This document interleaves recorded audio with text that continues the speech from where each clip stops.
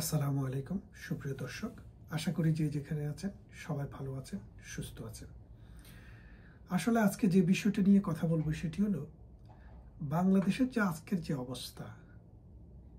একটা রাষ্ট্র আছে, একটা সরকার আছে, মানুষ আছে, ভূখণ্ড আছে, কিন্তু সেখানে কোনো আইন শৃঙ্খলা নেই।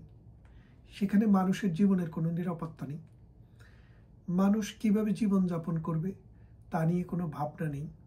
শুধু রাজনৈতিক পট পরিবর্তনের ফলে কে কিভাবে লাভবান হবে, কে কাকে মারবে, কে কাকে ধরবে, কাকে ল্যাং মেরে কে ক্ষমতা দখল করবে, এরকমের একটা অসুস্থ প্রতিযোগিতার ভেতর দিয়ে এই 53 বছরের একটি স্বাধীন সার্বভৌম রাষ্ট্র আস্তে আস্তে বিলীন হয়ে যাচ্ছে। বাংলাদেশ রাষ্ট্র কি আজকের যে অবস্থা, এই অবস্থায় কি রাষ্ট্রটি টিকে থাকতে পারবে? আমার তো সেটা বিশ্বাস হয় না। যদি আমাদের মনোজগতে পরিবর্তন না হয়, আমরা যদি রাষ্ট্রকে শ্রদ্ধা না করি, রাষ্ট্রকে যদি আমরা ভালো না বাসি, রাষ্ট্র হিসেবে যদি বাংলাদেশ একটি অসাম্প্রদায়িক চেতনা নিয়ে মানুষের রাষ্ট্র হিসেবে, পশু পাখির নয়, জঙ্গল নয়, মানুষের রাষ্ট্র হিসেবে বেঁচে থাকা আসলে কি সম্ভব কিনা, এই বিষয়টা আমাদের